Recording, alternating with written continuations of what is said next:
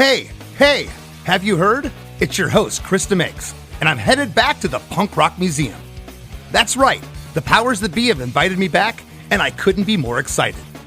Allow me to be your guide as we wind through 5 decades of punk rock history, merchandise, and memorabilia. Cinco de Mayo weekend, Friday, May 3rd, Saturday, May 4th, and Sunday, May 5th. There'll be 2 tours each day at 12:30 p.m. and 4 p.m. And the best part for me is you. Your stories, your questions, your experiences. Yep, some of you old punkers have taught this guy a thing or two on these tours, and I love it. Head over to thepunkrockmuseum.com for tickets. Don't miss out. Only 30 spots per tour. Get your tickets now at thepunkrockmuseum.com.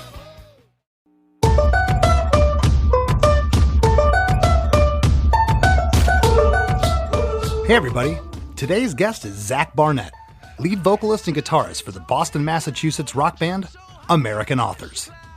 Together we break down the writing, recording, and inspiration behind the smash hit single, Best Day of My Life, taken from their 2014 debut album, Oh What a Life. Zac is beyond humble and his honesty refreshing. He admits that it was a struggle as a young songwriter to digest the thought of working with outside songwriters or producers, but over time has realized the gift that producer Shep Goodman brought to the table. Shep heard an idea Zac had, this idea being the monster that it eventually blossomed into, and kept on him about making the pre-chorus the hook, which is now the actual chorus of the song. Best Day of My Life was originally the B-side to their first single, and out of nowhere, took on a life all its own, and became arguably one of the biggest songs of the 2010s. So sit back, relax, because we're about to have the best day of our lives. Hey, have you heard? Chris DeMakes a podcast. Hey, have you heard? Chris DeMakes a podcast. Hey, have you heard? Chris DeMakes a podcast. Hey, have you heard? Chris DeMakes a podcast. All right, Zac, so I've been wondering about something. The lead single from your third self-titled EP in 2013 was Best Day of My Life. And it was then, from what I understand, those EPs were kind of like rolled into your debut album, Oh What a Life in 2014. But I noticed that it was the second single from the debut album. How did that transpire? That's a little strange. Yeah, so American Authors actually got signed off of our song Believer.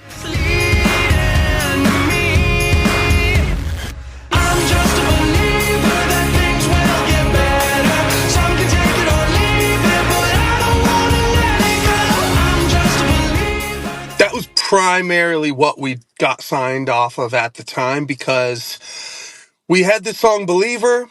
It wasn't even finished yet, but we sent it to Alt Nation at SiriusXM. And they were like, we love this. We're going to start playing it. So you better finish it. We're going to start playing it in like a week or two. So we quickly had to finish up Believer. And, back then it was iTunes. So everyone was heavily buying singles.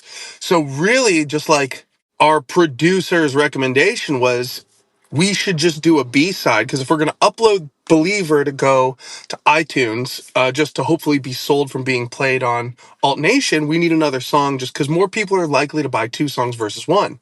And the only other song we kind of had that was in that same wheelhouse was Best Day of My Life. So we released those 2 songs to iTunes as Believer was taking off on alternative radio. And pretty quickly along the way, Best Day of My Life started getting picked up for commercials.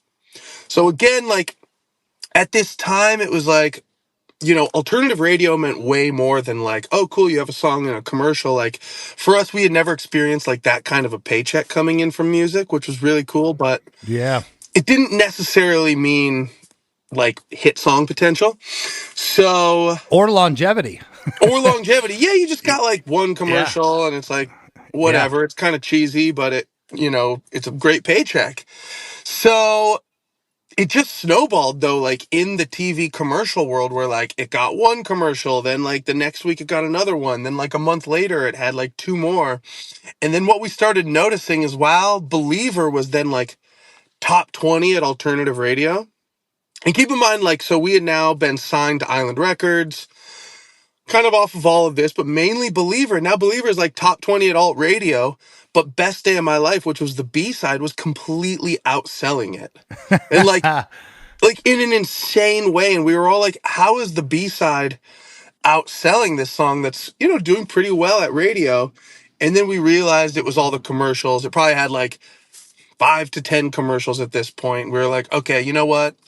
Pull the plug on Believer, full gasoline on Best Day of My Life, and like switched formats and whatever. And that was kind of it, man. Right. And did you guys know the monster that you had on your hand when you heard this song back before it was ever released? Did you guys realize that you had something, I mean, really special? This song crosses genres, demographics. It's like a worldly song. Did you know? Not really.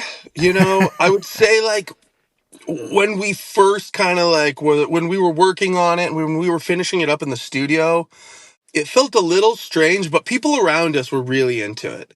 All of our friends around us were like, this is awesome. And we were like, okay, cool. Well, it's got a commercial. So I guess by the time like I said, it did have like maybe 5-ish commercials by the time the label decided to completely 180 and then just put everything behind Best Day of My Life. So at that point, it was like we could kind of see it really moving, really selling. And yeah, it was just like crushing the hot AC charts at that point. And then it went to pop. And so, yeah, we could see it kind of happening in real time. And that's when we knew, like, this is awesome. Yeah, I've heard that a lot in the show, especially massive, massive songs like this, where it was just another song in the repertoire. And then maybe some of your friends heard it, or someone at the label's like, wait, maybe there's something here. And your story really reminds me of what would happen in the 70s when disc jockeys had freedom to play things, and they'd have the new single from whatever band. I'll use Kiss as an example. They released Detroit Rock City years ago, and the B-side was this ballad called Beth that became one of their signature songs, and that's interesting how, you guys were putting stock in Believer. Next thing you know, Best Day of My Life starts to blow up. And if you were to ask me a quintessential song of the 2010s, this is top 5. I mean, this song is still everywhere. And I was shocked to realize that the song's 11 years old. It still feels current to me in a lot of ways. It feels like it hasn't been that long. Dude, that's the insane thing about it. And yeah, it is funny because like, again, when we were touring off Believer at the very beginning, like Best Day of My Life was like 4th in the set. And I will say, I think this is a funny thing because I like to look at all sorts of tests with a song and with new music and whatnot. And I will definitely say Best Day of My Life was like, yeah, song 4 in the set. And like, it did not crush it live. Like, it's not like when we played that song live, everyone lost their mind. Like, it was just like a random song in the set. Mm-hmm. Like, it wasn't till the song started popping off everywhere where it really became like this special moment live. But then now, yeah, with the life that it's had, it's really cool because it kind of is that song. I feel like one of the reasons why it feels so current today is because it keeps getting recycled in all these new places. Like, just a few months ago, we had this massive Toyota campaign, like this really funny commercial, which, like, once again, like clockwork, I'm getting hit up by all my friends, be like, oh my gosh, that new Best Day commercial's so funny, like, it's so good. And like, it's like people hit me up all the time. They're like, oh, I'm hearing XYZ songs of yours at Target or Walmart. It's like, you just kind of like hear them, especially Best Day, you hear it kind of like everywhere you go, which I feel like really does help the song remain current. Yeah, well, and I'll tell you, my listeners have heard me say this. It's the ebb and flow of a career. You got to be able to buckle up and wait for those times. I mean, it sounds like things are still happening on a viable level for you with this song, but a lot of bands have this one hit, okay? And it could be a massive hit.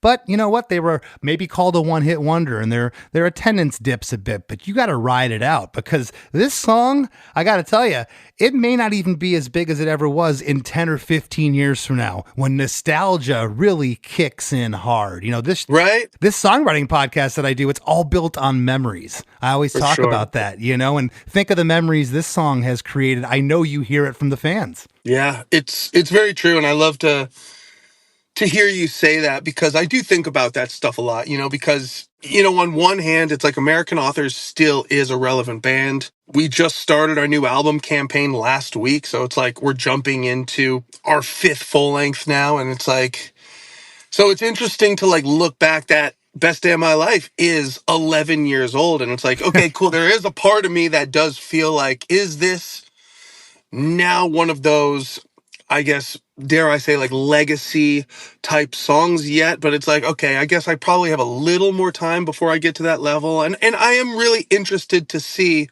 what it's like when it gets there, because I love seeing like the resurgence of emo music, or like I'm really good friends with the guys in Lit, and it's really fun to see like Lit's crushing it right now on tour. You know, it's like I know. they're out there just like killing it all the time, and it's like, okay, cool. That's, you know, because they're like 25 years away from when they dropped their biggest songs, and you know, so it's like I I think know. that's always a really special thing to, I guess, see my friends doing, but then also to maybe just imagine and look forward to for myself down the road. Well, I love your attitude about it. You never know. Sometimes, you know, bands will get these, especially a song that's just really out of a band's wheelhouse, something that's a novelty hit or different, and they get jaded about it. And your attitude is refreshing, because look, sometimes, you know, you got to embrace what was handed to you, you know, whether you call it the Sure. hard work, the determination, the stroke of luck. The song was credited to the four members of the band, as well as producer Shep Goodman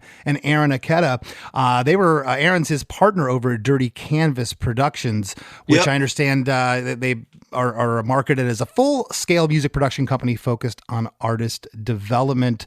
Again, the song was the lead single from the EP in 2013, released on the debut studio album Oh What a Life in 2014. And I'm going to ask you now, do you remember writing the song?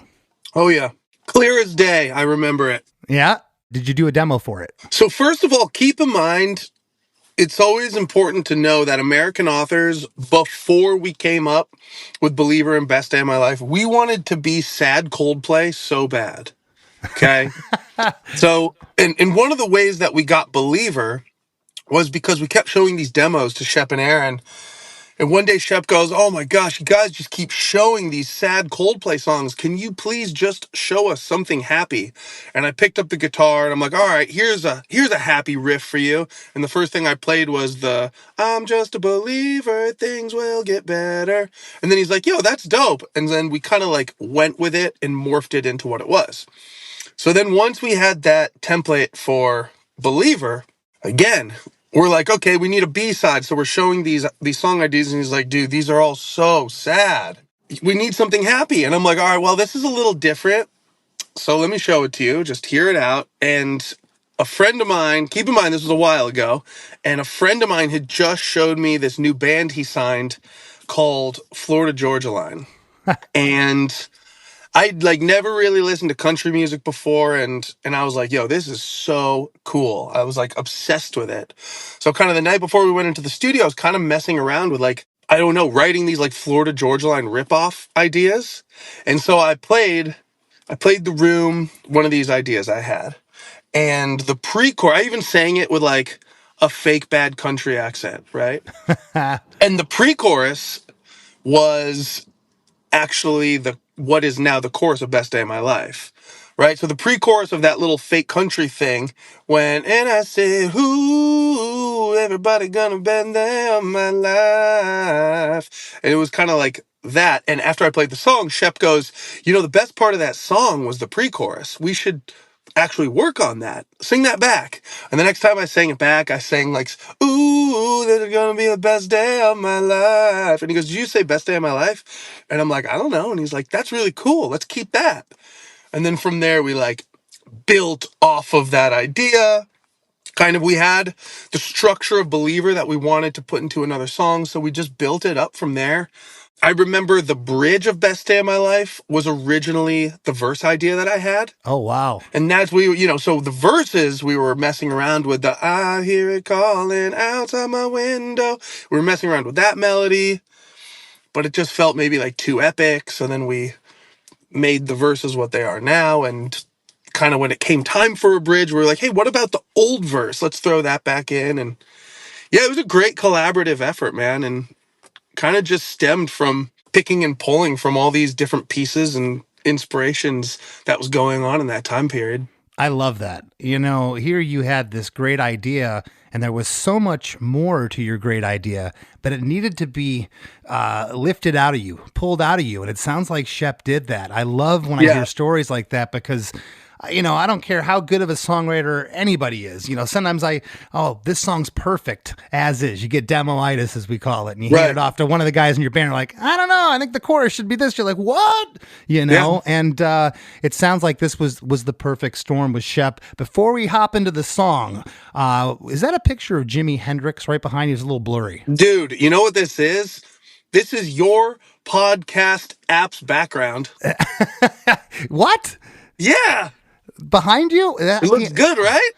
It looks like Jimi Hendrix from here. It's really blurry. I'm a Decepticon over here. You don't know where I am. Fair enough. And the reason I asked is we're going to talk about Jimi Hendrix in a little bit. You're probably like, what? Why are we going to do that? You can bring up Jimi. I love Jimi Hendrix. I was raised off Jimi Hendrix. So. We're gonna bring up some Jimi here. The song is 3 minutes and 14 seconds. We got an 8-bar intro, super catchy tom drum part, and what sounds like a synthesizer. Sometimes when I play this back, it sounds like hand claps to me. It also sounds like foot stomps, and there's kind of like a shaker in there. There's also a lone banjo, and there's a part happening right off the top, halfway through the intro. We get the vocal hook, the woo-oo. That's the first hook in the song. Besides it's just hook after hook. The drum tom part, that just signifies to me a party. There's something about that beat. And you had talked a little bit ago about Florida Georgia Line. In 2012-13, there was a lot of Americana stuff happening on the radio. And, I guess this song, because of the time period, could get lumped into that. But yeah, for sure. Nothing sounds like this song. You talk about a sad Coldplay, whatever.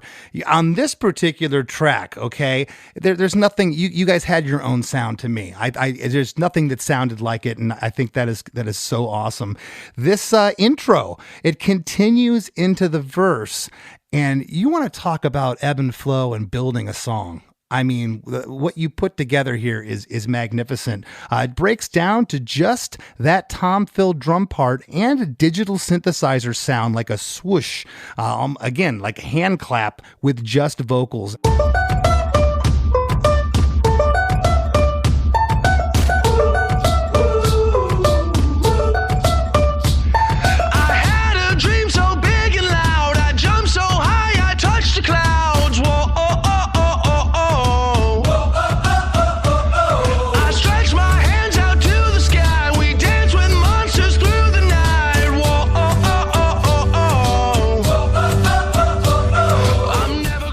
I had a dream so big and loud.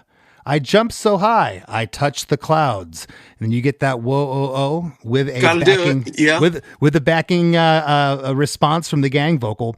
I stretched my hands out to the sky. We danced with monsters through the night. And you get that whoa-oh-oh with the gang call and response. What's happening here? So I can't take credit for those verse lyrics. The band wrote those. Okay. So, what do you take from them? So basically the idea about it, I mean, obviously we all edited it and were part of making it really come to life. It was really trying to take the imagery from the book Where the Wild Things Are. Okay. That was really the basic idea of what those verse lyrics were. It was trying to create that dream world. It was about trying to create kind of like that beautiful party amongst the imagery of what that book shows. And really what we were trying to encompass with this song, because again, I know I keep bringing up Believer, but again, this song has so much mirroring what that song was doing for us at the time. And what Believer did so well was it had this uber positive chorus, but we tried to make the verse lyrics a little bit of a juxtaposition, so the song had a bit more depth. So when you go back and listen to that song, it's a bit more literal, where it's just saying, I'm a little bit sheltered, I'm a little bit scared, I'm nervous, I'm going nowhere. It's talking about all these things, but then when the chorus hits, it says, I'm just a believer that things will get better. Right? So it's saying these kind of almost negative elements about yourself, but at the end of the day, you know that you have the promise of becoming a better person. Whereas with this song, it was painting that picture of escaping into a dream world. This one was much more metaphorical with, I had a dream, so it's really just setting it up. I'm living in this dream world that I can escape and create my own best day of my life. Okay. Well, halfway through verse number 1, a distorted synth comes in, along with what sounds like an electric piano. And that hand clap sound is here after the word night and after the gang, whoa, whoa, whoa. I don't hear any guitar up to this point. Am I correct in that? Yeah, I don't think there is any. I don't even know if there's a piano up to that point. Like, I think it really is just like drum, the banjo riff. You get the vocals, obviously.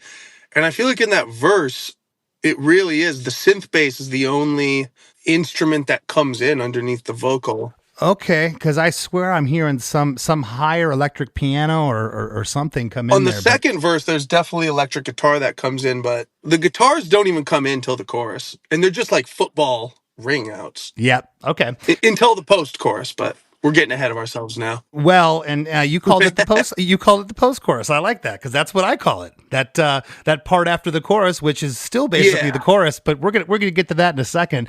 Pre-chorus 1 is right off the heels of verse 1. Again, I love what's happening here because the drums are still on the toms, but the groove changes. Was it Yeah. hard to find what I refer to as the heartbeat of this song, the pulse, where the groove was going to be? Because my gosh, does this make a guy with 2 left feet, me, want to dance? I think it was important to us to try to add like an element of world music in. And I think it was pretty easy. We kind of all understood the assignment with that one. It's like, so once we had the world beat that went throughout the entire song, that was pretty easy to recognize that was the heartbeat. And that's what really brought the tempo to life with this. Because when you look at the actual tempo, like, it's a pretty mid-tempo jam. Yeah. So I think the world beat really helps. That's interesting. I never would have referred to. I could see what you're talking about as a world beat. There's something classic, almost classic rock about this, but Yeah. I don't know. I don't know how else to explain. Maybe world beat is the correct I description. mean, it's definitely like a reggaeton, moomba tone beat. Yeah, And, yeah. and that was, again, it wasn't hard for us. Our drummer, Matt, he grew up in Texas. He's a Hispanic dude. He grew up playing world music and he grew up playing Latin music. So, it's like he's super familiar with playing in that style. So it's And now it just hit me over the head like a ton of bricks. I have listeners sometimes like, I don't know what you talk about when you talk about this. And like just now, the world beat, I've listened to this song, especially the past couple of days, I don't know how many times, and it just hit me what you're talking about with that. Right. I wasn't hearing that. I'm hearing everything. I'm hearing the groove, but I'm hearing everything on top of it. There's so much going on here. I'm never gonna look back. Whoa, I'm never gonna give it up. No, please don't wake me now.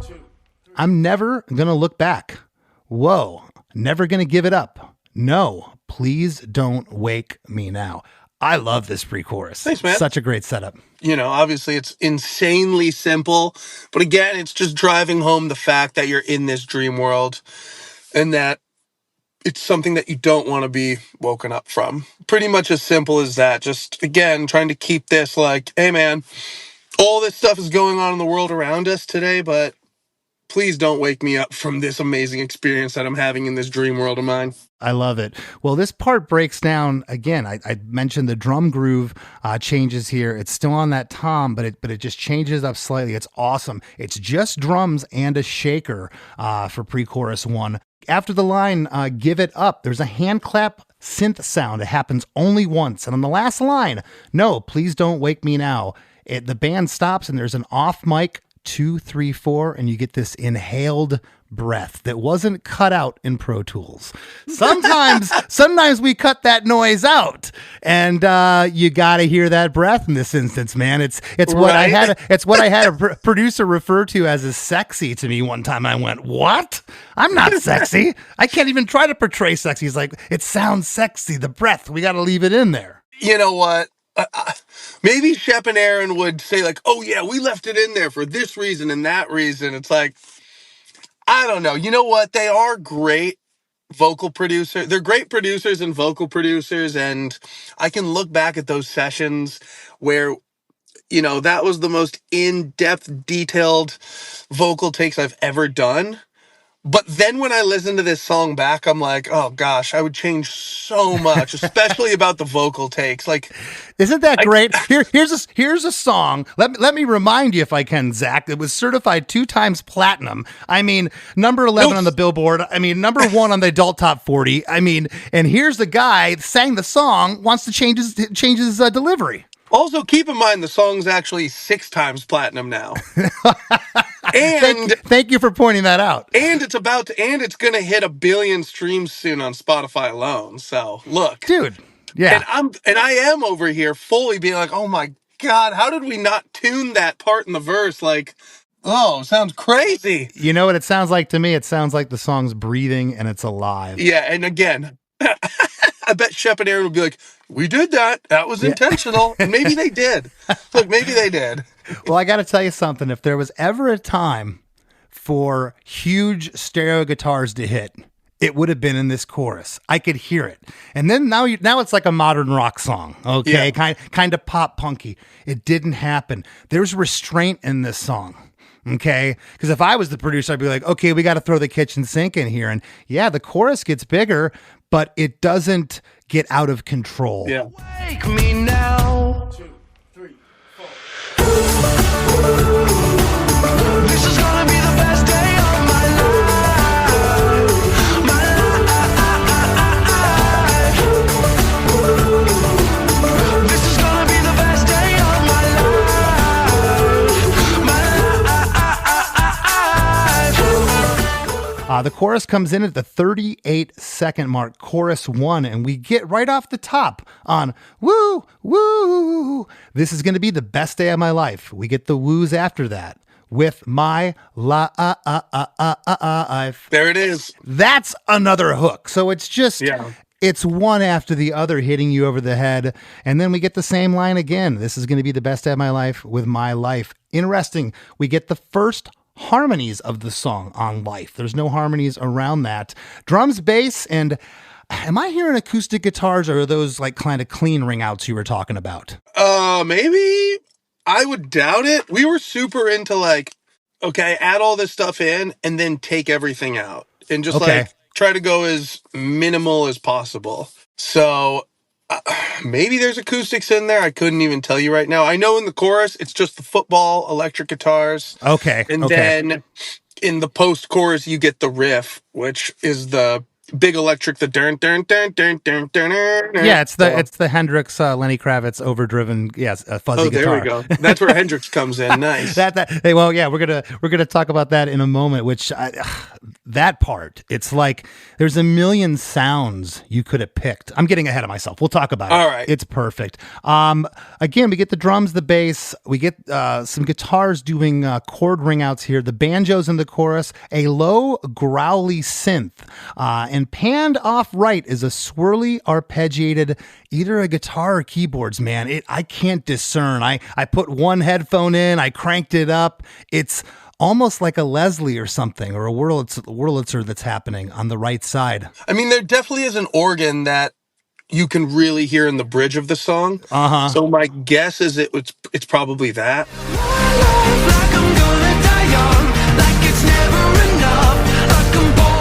Hey everybody, don't go anywhere. We got lots more with Zac Barnett coming right up after a few words from our sponsors.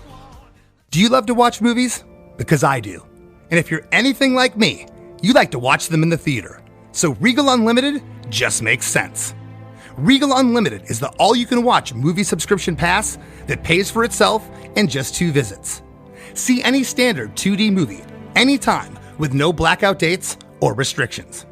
When you want to watch a movie in a premium format like 4DX, IMAX, RPX, or ScreenX, your Regal Unlimited membership gets you into those premium experiences at a reduced cost.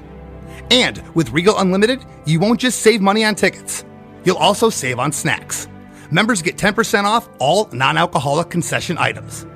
So, if you're planning to see 2 movies this month, you'll need to join Regal Unlimited.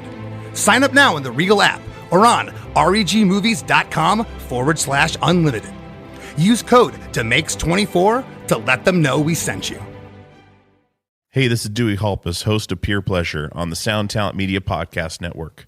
Join me each week as I explore another long-form conversation with one of your favorite musicians, actors, comedians, or creatives. From Chino Moreno of the Deftones, John Gorley of Portugal the Man, to Fat Mike from NoFX and Ian MacKaye from Fugazi and Minor Threat, we go all over the map. From Fall Out Boy to Slayer, Peer Pleasure has it all. Check us out now on Sound Talent Media.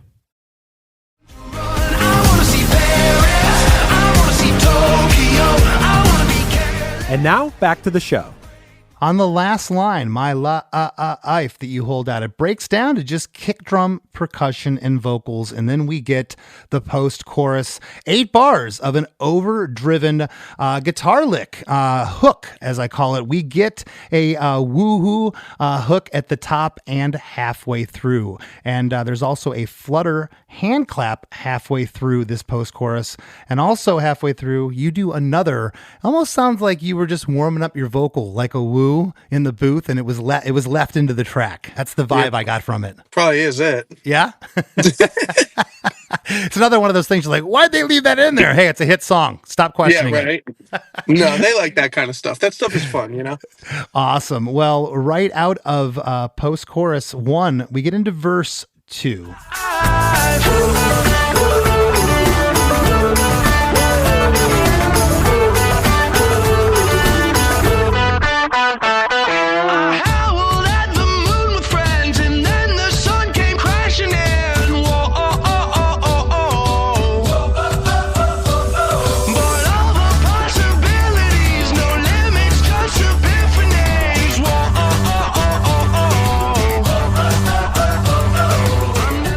I howled at the moon with friends, and then the sun came crashing in, and you get the whoa-ohs. But all the possibilities, no limits, just epiphanies, and you get the whoa-ohs after that. What's happening here? Keeping that idea of friendship with the where the wild things are, you know, it's like going through life with your friends, making it through, having that party, you know, stomping through the forest, stomping through. But I think it is the idea, too, of bringing it back to the dream world, but also taking it a step into reality with the, hey, look, there's no limits here. We can take this idea that's in our dream world and bring this into real life. This is what we're creating our own best day. That's always an important idea that we like to stress with this song, is it's the idea of creating your own best day. And an important lyric is, it's a small lyric, but it's like, and I think one of the things that people have told me that they really connect with is it's not, this is the best day of my life, but it's, this is going to be. So you're not even there yet. The song is the idea that you have something to look forward to. Yeah, it's that positive outlook, positive mental attitude. I love it. I love this, the first line. I howled at the moon with friends, and then the sun came crashing in. Man, Yeah. you're up all night raising hell, and all of a sudden you hear the birds chirping. It's like, uh-oh. Yeah. And you Yeah. know, when you look at the book of, and you know, again, when you look at where the wild things are, it is, there's such a strong element of friendship and community in that, you know, where the kids out there going through life with these monsters and with these new friends. So that's important. Love it. Well, on the first half of verse 2, it's just drums and a single piano. We can agree there's a piano there, correct? There's a piano. Yeah. Okay, Yeah. okay. Because I swear I heard it on the first time. Before we get to the line for the back half of verse 2, but all the possibilities, there's a backwards shh symbol that happens there. And then we get these guitar call and responses, but all the possibilities, guitar off right mimics that. No limits, just epiphanies, guitar left. And then on the whoa-oh-ohs, we also get the guitar mimicking those. These guitar call and responses are the same fuzz tone from the choruses, which I want to touch on that a little bit more. Sure. You could have picked anything. It could have been a high lick lead here. When I really got this under the microscope, I'm like, man, that's got like that 70s, like, you know, Big Muff fuzz, you know, guitar tone, Hendrix, Lenny Kravitz, like Edgar Winter Group. And I'm like, wow, why that sound for this song? It's perfect, but man, how did you come up with that? I think it was more, you know, I think it was a spur of the moment kind of. I remember our Aaron, one of the producers, he was the one who kind of picked up that guitar and just started jamming that. But I think what was so great about that riff is it's less of like a lead riff and more of just kind of like a groove that helps the song continue to grow and build. To me, it's another voice. You know, Yeah. that in the post chorus, the chorus is still going, but you're not singing. Yeah. That's hard to achieve. And sometimes I don't even think bands or writers can achieve that. It's just something that happens. I think it just happened in this song. And, kind of, again, there's so much with hit songs. There's a little bit of everything, but and a lot of luck. Right. Yeah. And the lyrics are really busy. Like when you really look at it, there's a lot of lyrics going on. There's a lot of vocal hooks going on. So it's like if you had that lead riff coming in underneath the vocals, it could have taken away or distracted. Where I think the low riff just helps it groove and kind of gives a good little home base pad cushion for the vocals to continue doing their thing. And it doesn't make it sound like this big rock song all of a sudden. Sure. I think that's what else I like about the guitar. It's plenty loud in the mix. The tone is biting, but it's subtle in a weird way. Yeah. I don't know if I described that exactly Well, the best way I could have. Pre-chorus 2, right off of verse 2. Drums, banjo, and single bass notes here on pre-chorus 2. I'm never gonna look back. Whoa, I'm never gonna give it up. No, just don't wake me now. Same lyrics, pretty much. I'm never going to look back. Whoa, never going to give it up. No, just don't wake me now instead of please. Yeah, there's the difference, huh? Yeah, reason for the lyric change there. What's up? Just did it happen? Sometimes words will come out of your mouth in the vocal booth. Just maybe just a subtle change, just to keep it fresh, keep it a little different. I love that. I always do, especially in the days of Pro Tools now, where you when you just copy and paste stuff, and that wasn't copy and pasted. And no, I don't know. I admire that. It makes it, to me, again, it makes it feel real. And I think that I can't speak for him, but if I was going to, I'd think that Shep would, he left in some of that realness, as I call it. We're not going to line the vocals up perfectly. Yeah. They may make you cringe, but they sound great to this guy and millions of others. And I Totally. mean that with all my heart. Chorus 2. Hold on, before you jump into chorus 2, there's Yeah. There's a huge important element in pre-chorus 2. I already got it. Sorry, it was in my notes. I jumped ahead. I wanted to see if you were going to bring it up. Rarely do guys correct me. I love this, Zach. Well, this I was is great. waiting. This is a big deal. This is like We have to keep this in here. Well, on the last line, you're awesome. This is great. I just got called out on my own show. dude. This is the music nerds in us. Yeah. This is where we really shine. This is the moment. I was going to ask you to come back and break down Believer. I'm not so certain now, man. After No, Just Don't Wake Me Now in pre-chorus 2, there's a 2 count instead of 3, and we get a little giggle from somebody. Was that your drummer back on the drum mics, or what was that? I don't know who that was. Wake me now. That was probably me, because I don't think we let anyone else go in the booth and cut vocals yet back then. Well, I'm just kidding. I got to tell you, this part, and I never noticed it again till I got it under the microscope here. It's a little jarring, and a lot of times for the second chorus, you'll make that one longer. You're trying to build intensity. This one's shorter. It's awesome. How did that come about? And what did you think about, if you remember the first time hearing it? Again, we're all heavy musicians. We met each other at Berklee College of Music. Yeah. We like weird stuff, weird time signatures, little pieces of musicality. One of the big things that Shep and Aaron did teach me was kind of the idea of tightening songs. And yeah, I mean, it's grown even so much from 10 years ago when we did Best Day to how I write now. It's like, okay, cool. Rather than making things longer and extending, it's like, how can we just tighten? So I think making it a 2 count rather than a 4 count was just a killer idea. And it does show the musicality, because it is also a little jarring, and I think it surprises the listener. Yes. And you know what? It surprises the listener so much. To this day, the 2 count still throws off crowds. When we perform Best Day of My Life, like at like football games, and like the cheerleaders are making dances to it, like sometimes they'll change it to a 4 count because the 2 count is so awkward. Yeah. When we perform it like at like a school, or like if a children's choir is performing it somewhere, they all change it to a 4 count, because the 2 count is so awkward for a lot of people to like understand. It's crazy. I'm telling you, we still play shows. We just played a show, big festival last week, and it's still the just the 2 count. It's like, yeah, it's still jarring. I think it's cool and normal, but Yeah.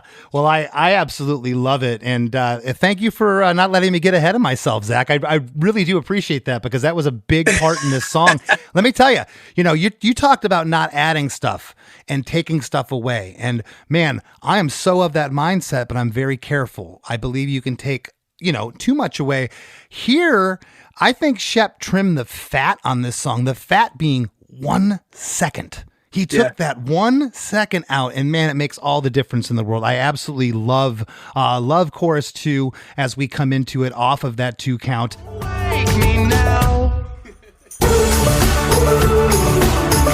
is gonna be the best day of my life.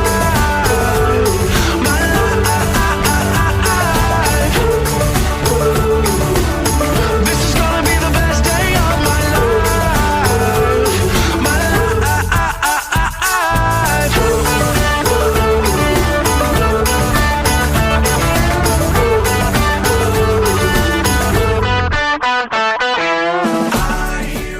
Same lyrics and basic instrumentation as chorus 1 at the end were followed by another 8 bars of a post-chorus, getting into what is probably one of my favorite parts of the song because now there's harmony on everything here. I hear it calling outside my window. I feel it in my soul.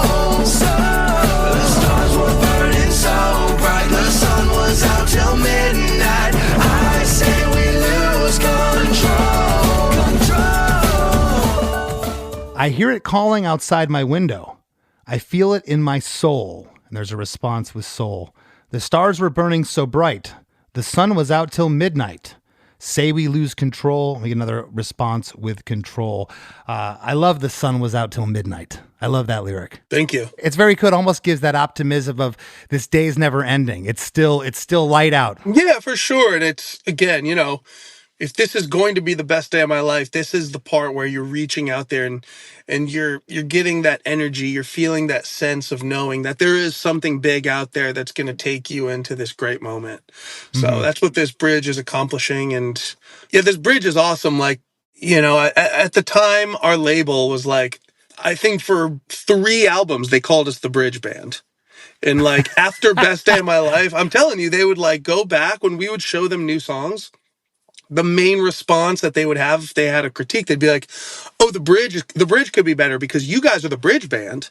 Like you guys are known for writing these epic bridges. And like as time went on and music started to change, it was like, well, I don't know if bridges are like the thing anymore. Like, are people even doing that? But we are known to have epic bridges. Well, I mean, it could be a good thing or a bad thing. It's like, there's some bands, that were known for their bridges but couldn't sell a concert ticket, So it's interesting that, again, this part, for me, it's the harmonies. There's something about this bridge, and a lot of times the bridges are supposed to lift, and it definitely lifts here. I got to say, before we move on, I'm at over 200 episodes here on the podcast. And my mom is a musician. But she's 77 years old, and she'll ask me like, who's your guest this week? And who's this week? Blah, blah, blah. And I started singing the hook of Best Day of My Life. And she's like, oh, of course I've heard that song, and that was so cool because again, it goes to show you that this song, it was bigger than you. It was bigger than me. It transcended it. It got into J.C. Penney's. It got into the commercials, and my mom knew exactly what it was. In the bridge here, we get a marching band snare with what sounds like church bells panned off to the right, bass guitar, shakers, tambourine, and I believe I'm hearing timpanis in there as well. Yeah, you're hearing all that. I mean, when we were building what American Authors is today at that time, it was really about percussion. Again, the world beat, but also bringing in all these fun percussion elements to kind of build the songs. We felt like that was a lot of the times more important than adding in tons of crazy tonal chordal instruments, just because, when you have that cool percussion, it really brings like a new sense of energy to a song rather than a piano or a guitar. You also, from percussion, you get overtones. that you can't even describe. And I never knew what I just described. I never really knew what it was about until I started getting mixes back from my band when we would have people come in and play percussion. I'd be like, Yeah. What is that high pitched that thing? It's like some delay on my vocal. It's like, no, that's the tambourine like trailing off with some delay on it. It's like, Yeah. huh? And then they mute the tambourine. I wouldn't hear it again. It's like, whoa, And if you get the right percussion and it sounds like, you built your sound from what you were just saying, kind of off that. Yeah, there's not a bunch of crazy instrumentation here. It's more percussive. Again, mention the harmonies are all over this part. Pretty much the only harmonies in the song besides life. We get those call and responses on soul and on control. And after this part, it's followed by an 8-bar reintro with just drums and banjo.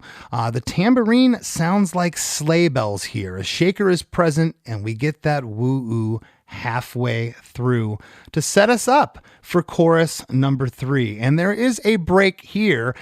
We get the 4 count again, but it's just the banjo, the lone banjo this time that happens there. Whose idea was that? Just keeping the song fresh and just moving along, I think once you're at this part, it's like, actually, you know what? I won't jump ahead, but there is one part at the end that was a big conscious decision, which I'm stoked on. But these kinds of things, it's just like, what have we not done yet? We've done the count. We've done the 2 count. Now let's just let that banjo ring out here. Let it be simple and really bring it down as much as we can until it hits into that last chorus.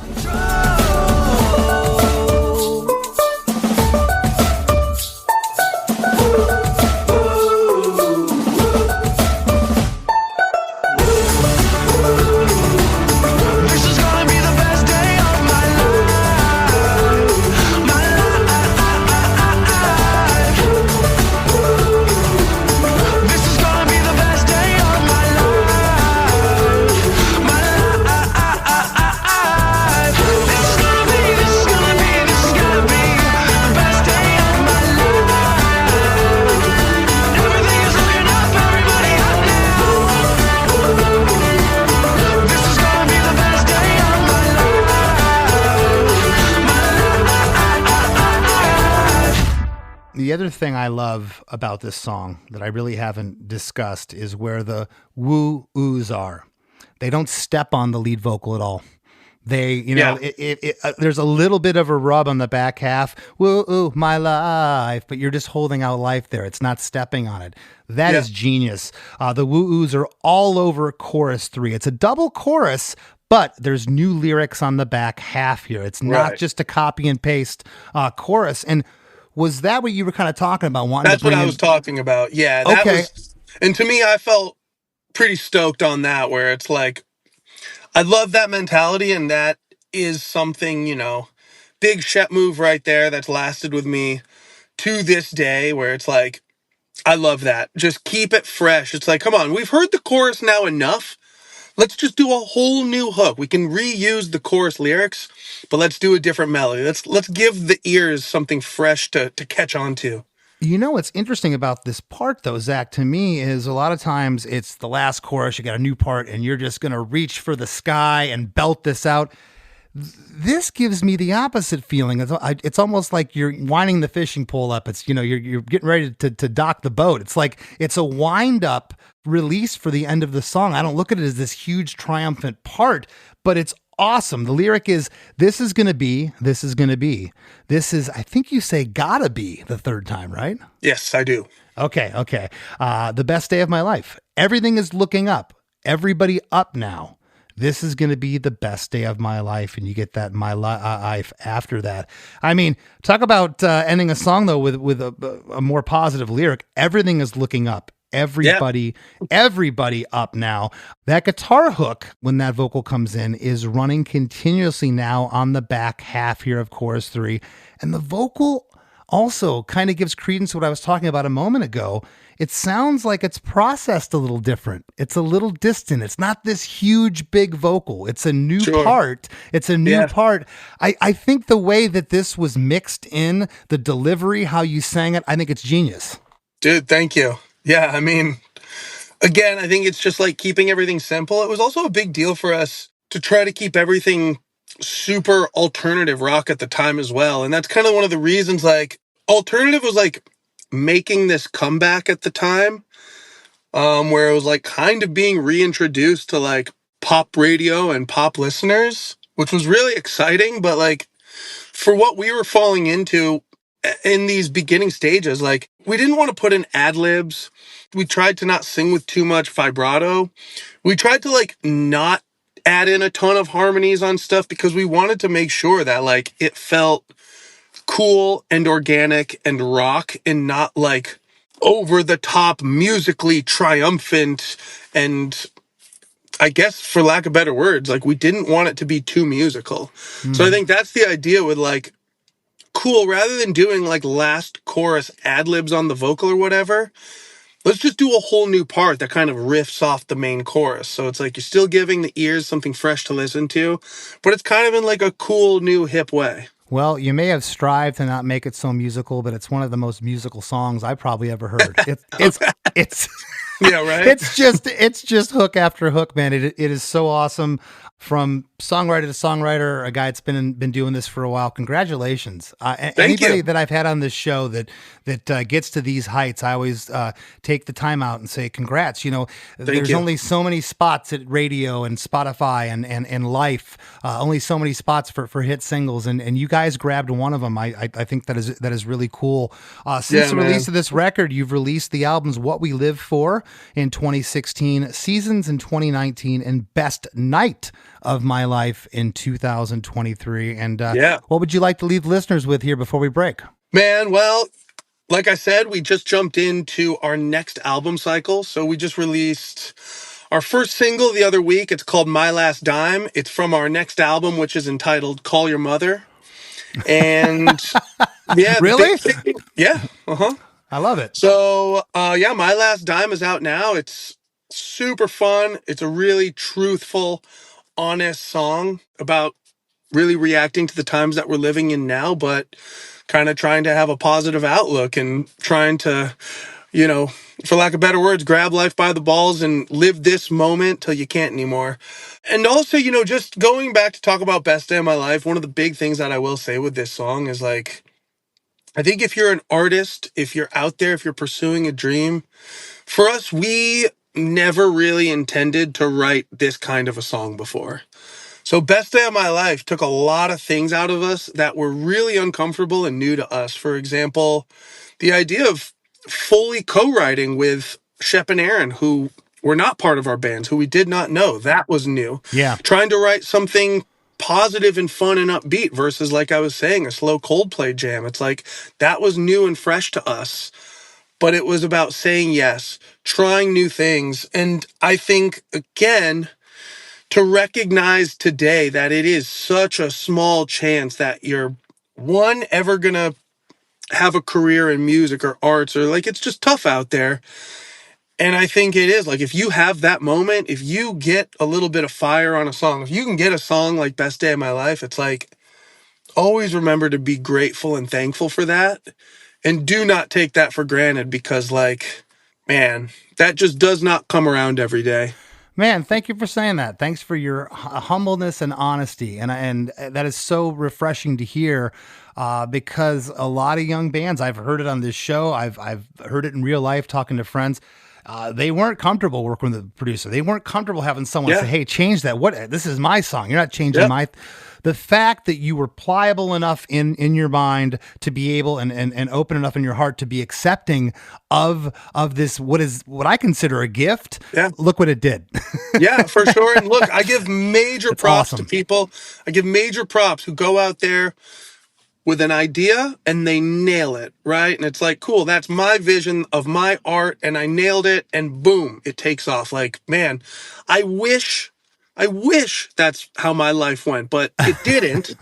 And what am I supposed to do? I wouldn't be in this position talking with you today about this song if it wasn't for me saying yes, trying new things, getting into maybe a slightly uncomfortable position with my art and my songwriting.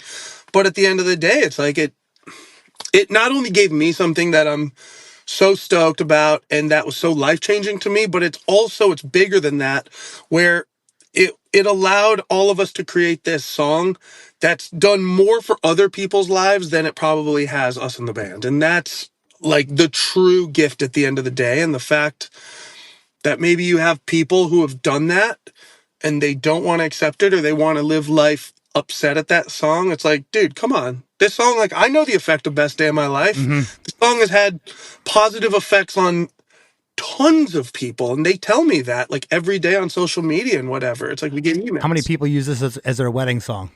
Tons. Everyone.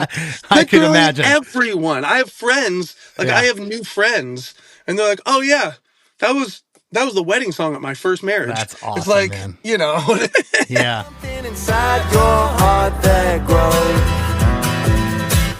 Oh, if time is money, well, money ain't time. I'll spin the wheel, I'll roll the dice, I'll spend my life like I'm on my last dime. Like I'm on my last dime. Hey everybody, the song you're hearing right now is My Last Dime. It's the new American Authors single that Zac just mentioned, so go check it out wherever you listen to music. And don't go anywhere. We got the rap segment coming up. I got lots to talk to Chris about this episode after a few words from our sponsors. Ever wonder what a punch from Elton John feels like? Or how you'd cope with having turned down the chance to be in Nirvana? Or what signal Keith Richards gives when he wants you to get the hell out of his hotel room? Fans of Too Much Effing Perspective don't have to wonder, because they've heard these exact stories and a jillion others on our podcast. I'm Alex Hoffman, former tour manager for Radiohead. And I'm musician and comedy writer Alan Keller. On the TMEP show, we get guests like Nancy Wilson from Heart, Jeremiah Freites from the Lumineers, and Modern Family's Julie Bowen to tell us things they may have only shared with their therapist, clergy, or a TMZ stringer. So join us on Too Much Effing Perspective. That's EFFING Perspective. The only podcast you crank up to 11.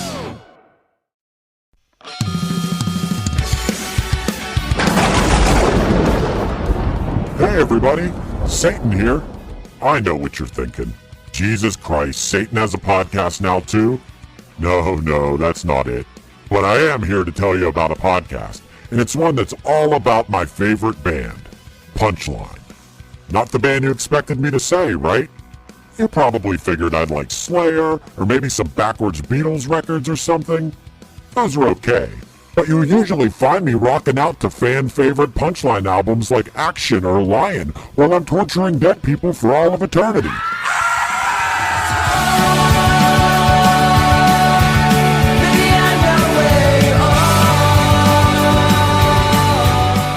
Punchline's podcast is called A Band Called Punchline, and it's super entertaining to listen to this documentary-style look back at the 25 years of my favorite band. Honestly, I'm really feeling like I'm getting to know these guys, and their story is amazing. I'm so ready for them to get down here. I have so many questions. I gotta give them credit for catching on to my whole 37 thing, too. There's a reason why they're my favorite band, and if you listen to their podcast, they might become yours, too. A Band Called Punchline is available wherever you listen to podcasts. Check it out, and I'll see you all in hell.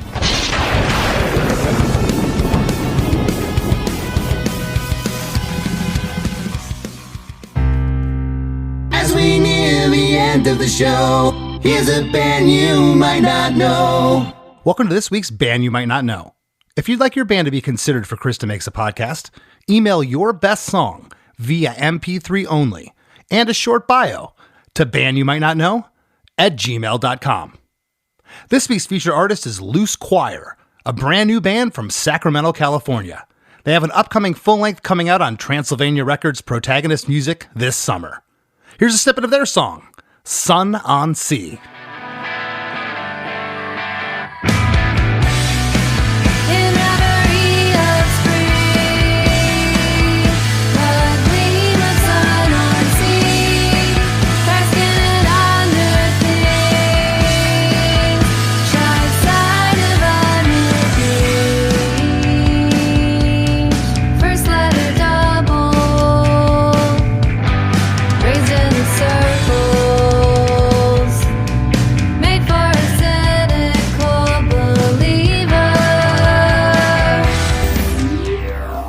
The Rap with Chris and Chris. So, Chris, I think it's pretty cool that sometimes we get to talk about some of the biggest songs of entire decades. I would argue that Best Day of My Life is probably one of the biggest songs of the 2010s. And it's really funny hearing Zac talk about what he would change with the vocal takes in one of the songs that was one of the biggest songs of the decades. Isn't that just the artist way? Oh my gosh, I've read autobiographies with Elton John and you know, like huge stars that like, I was suffering from a cold when I recorded Rocket Man. I could have done the vocal better. It's like, what? What are you talking about? You know, I think that's the artist never being satisfied. I get it. Right. Hey, it was really cool for me, Chris, and I told Zac this after the conversation was over, but I recorded an album, Punchline recorded an album back in 2005 with Shep Goodman, with this producer. So when he's telling stories about Shep, I'm like, man, I picture his voice and his mannerisms exactly. And I thought it was really cool to hear how Shep recognized the hit within the idea that Zac presented. He pulled out did you just say the best day of my life? As something cool in the song and like extracted it and helped it become the hit that it is. Yeah. And I mean, by his own admittance, I mean, he was just like, yeah, you know, it was weird being young. It was weird having someone come at you with this advice. And what I think is even more strange is how receptive they were. And I don't know, it's easy to be receptive after the fact when you've had a massive, massive hit, but they didn't know what they had on their hands. That's why I'd asked him, did you know? And it's kind of like, you know, we knew there was something there, but it was just kind of another song on the album. It was the B-side of the song they thought was the hit.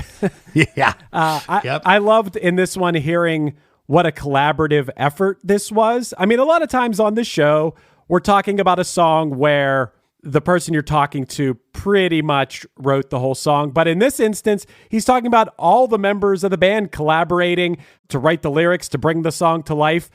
I love hearing about that. I think great stuff comes out of a collaborative effort. It does, although on the same token, you can also have too many cooks in the kitchen. It can end up spoiling something. I've seen that many times with songs. It's like, yeah, this is a big grandiose song, but it misses the mark a little bit.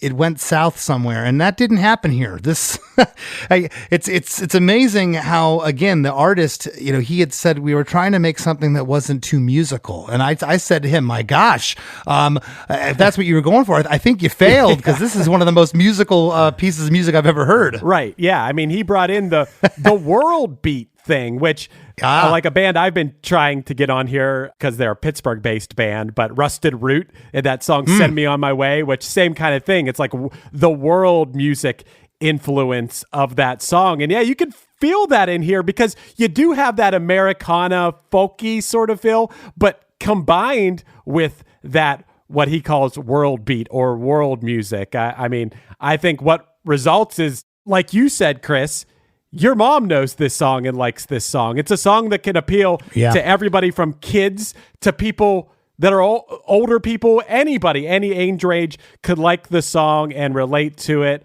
Hey, Chris, what do you think? I know there's 50 of them in this song. What is the hook of this song? If you had to choose one, what is the hook? Because I have an opinion on what it is. You know, the life is huge. That's the one, I think. Yeah, and to me, it's a toss-up between that and, I mean, right off the top of the song, you get that woo-oo. And there's something about woo-oos and ohs, and it's universal. You don't have to be a singer to do the whoa-oh part. You know, you'll still try to sing it even though you're tone deaf, you know, but you're not going to sing the verses if you're tone deaf typically. Yeah, I would go with the whoa-oh-oh groove, but I could understand it being life too. It's one of those, and arguing a third argument could be made for the guitar part that mimics everything. So catchy. I love when you talked about the guitar part being another voice in the post-chorus. That's such a good way to put it. When a lead is effective, it should achieve that, being another voice, being another thing you can sing along to. But it wasn't too loud in the mix. It doesn't take your head off. It's just perfect. It's another part of the song. It doesn't, like look at me, I'm the lead guitar player all of a sudden. It doesn't give that vibe. I was very careful with my words. Of how to say this to Zach, but this song you mentioned a second ago about my mom liking it. There's certain songs that are worldly in the sense that, I'll just use one as an example. I just called to say I love you. Like, yeah, you might not like the song, but there's nothing offensive about it. An 80-year-old woman could listen to it, a 4-year-old could listen to it. And that's the same feeling I get with Best Day of My Life. I don't mean that as a dig. I mean that is the biggest compliment possible. It's just, it's not offensive. It's just this piece of music that just makes you want to tap your foot. I think now more than ever, personally, when I'm writing a song, I think when I was younger, I was trying to write songs for people in our world to like. But now I think I approach songwriting, I'm trying to write a song that anybody could like. And they definitely achieved that with this song. And I told Zach this when he finished too. I thought he was a great guest. I loved hearing him talk about this song. I loved hearing him talk about music. I know our listeners can't see him. I mean, you can go to the Chris DeMakes a Podcast Instagram. I'll put a few reels up. But just something about this guy, I felt like I could be really good friends with this guy. Did you feel like you were like instantly friends with this guy? Oh yeah, it's just his honesty, and I told him his humbleness was very refreshing, and the fact that he knows what he has on his hands here as a hit song. Most people don't get one, and he got one, which is fantastic. I'll tell you something else is fantastic. These 5-star reviews we've been getting on Apple Podcasts, and I want you to tell everybody about it, Chris. Yeah, I brought this up to Chris beforehand. I prepped him on this, but. Come on, that was an off-the-cuff segue, Chris. Jeez. Speaking of people I feel like I could be friends with, yes, if you like this show, one thing you could do that doesn't cost anything and it's fun to do is to go to Apple Podcasts and write us a little review. You can leave a 5-star review on Spotify as well, but I don't think you can do written ones on there. But I wanted to take a moment and read you, Chris, a couple reviews we got lately on here that I think are pretty nice. I'd love to hear them. For example, King Tony 23 gave us 5 stars and wrote, "Some of my favorite songwriters have been on this show, and some of my favorite songwriters DeMake it. Couldn't ask for much more out of a podcast, but it'd be kind of cool if you all just started about sports betting on occasion." Okay. All right, King Tony 23. We'll try to do our best in the future. Maybe we'll talk about sports betting a little bit here and there. Katie the Killer Miloski wrote, she gave us 5 stars, and she wrote, "This podcast is truly one of my favorites. I by no means am a musical expert, but the way Chris discusses various songs with the artist truly is stellar. You'll find yourself laughing along in the car or at the airport over a lyric. Music makes the world a better place, and this podcast does too." Very, very nice. Yeah. And one more, Chris, I wanted to read you. This one's from Blubby Blah, who gave us 5 stars as well and said, "Such a great insight to how all these great songs are written. Very inspiring stuff here. I've learned a lot by hearing some of my favorite musicians going into detail, talking about how they came up with the ideas behind their songs." Well, that's awesome. Thank you for sharing. And if you want to try to best those reviews, you could head over to Apple and leave us a review. We really appreciate it. And maybe you can get your review read on the airwaves from Mr. Chris Fafalius. I like this new segment of reading our reviews on here, as long as they're good. Absolutely. And head over to ChrisDeMakes.com for our supporting cast, where you get bonus episodes each week. ChrisDeMakes.com for the price of, I don't know, a Gatorade at the Sheetz in Pittsburgh. There you go. You could be supporting us over at ChrisDeMakes.com. Give us a follow at Chris DeMakes a Podcast on Instagram, and give me a follow on Instagram at LessThanChrisD. And I almost said and less than Chris Fafalius. And give Chris Fafalius a follow at Chris Fafalius. And I want to thank this week's guest, Zac Barnett, for sitting in the hot seat. We'll see you next week. One Hit Thunder is a podcast where we both celebrate and have a good laugh about bands and artists that had just one hit that we all know. Each week, we're joined by a guest from the world of music or comedy to learn more than you ever thought you would about some songs that you can't forget. And we decide if they brought the One Hit Thunder or were nothing more than a one-hit blunder. Look, if you listen to the show, you're probably going to laugh, and I guarantee you're going to crush next time the bar has music trivia. Tag Team, Jane Child, Meredith Brooks, Looking Glass, Sean Mullins, Eiffel 65, EMF, Crash Test Dummies, Crazy Town, Chumbawamba. We have hundreds of episodes in our back catalog and a new episode each week, so pass the Dutchie, make sure you're connected, and subscribe to One Hit Thunder wherever you get your pods. Hey, this is Steve Choi, host of the Musicians Guild podcast, part of the Sound Talent Media Podcast Network. Within the four walls of the Musicians Guild, we'll be discussing the habits, idiosyncrasies, experiences, and general psychology of my friends and peers, all involved with music in various capacities. Listen and subscribe at soundtalentmedia.com.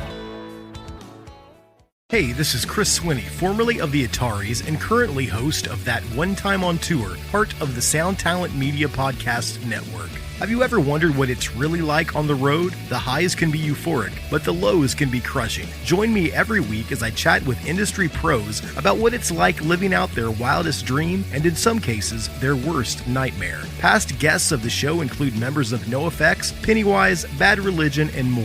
Listen and subscribe at soundtalentmedia.com.